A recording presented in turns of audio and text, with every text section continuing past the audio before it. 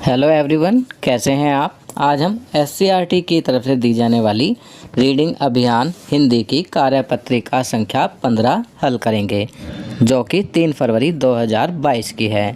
बच्चों, ये कार्यपत्रिका कक्षा 4 के स्टूडेंट्स के लिए है। इसकी थीम है खूबी। तो चलिए वर्कशीट हल करते हैं।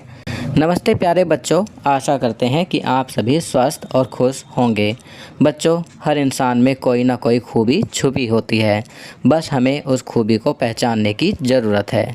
आइए कहानियों का सिलसिला आगे बढ़ाते हुए एक जंगल में चलते हैं और जानते हैं कि वहाँ किसकी खूबियों की बात हो रही है।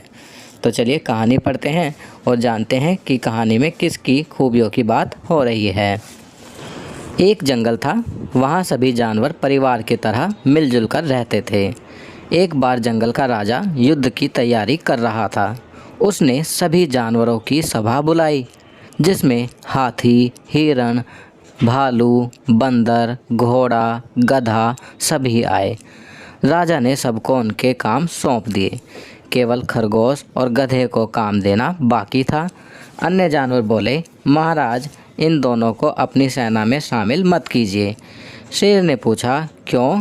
तो सभी जानवर बोले, महाराज, यह गधा तो इतना मूर्ख है कि यह हमारे किसी काम का नहीं है।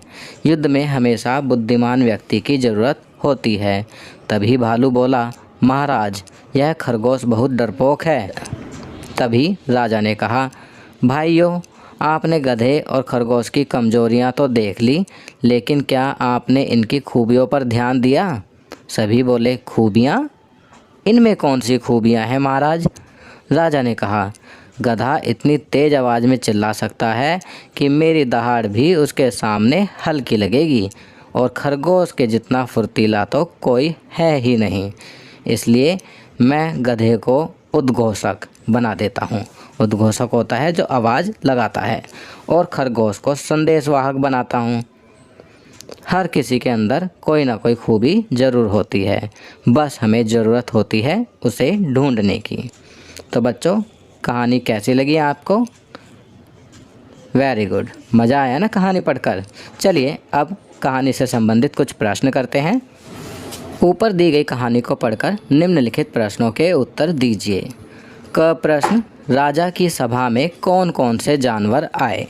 तो इसका उत्तर लिखेंगे, राजा की सभा में हाथी, हिरण, भालू, बंदर, गधा, खरगोश सभी आए। ख प्रश्न, युद्ध के लिए खरगोश और गधे की किस खूबी पर उन्हें चुना गया?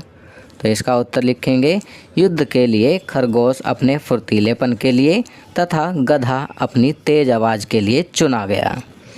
ग प्रश्न, अपने परिवार के सदस्यों की कोई एक खूबी लिखिए।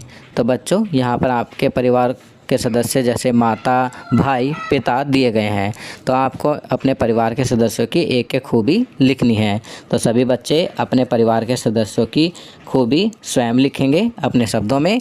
आपकी सुविधा के लिए मैंने यहाँ अपने परिवार के सदस्यों की खूबी इस प्रकार लिखी है। माता बहुत अच्छा खाना बनाती हैं। भाई क्रिकेट बहुत अच्छा खेलता है। पिता समय के बहुत पाबंद हैं। तो बच्चों, मेरी मम्मी बहुत अच्छा खाना बनाती है, मेरा भाई बहुत अच्छा क्रिकेट खेलता है और मेरे पापा बहुत पंक्चुअल हैं, समय के बहुत पाबंद हैं।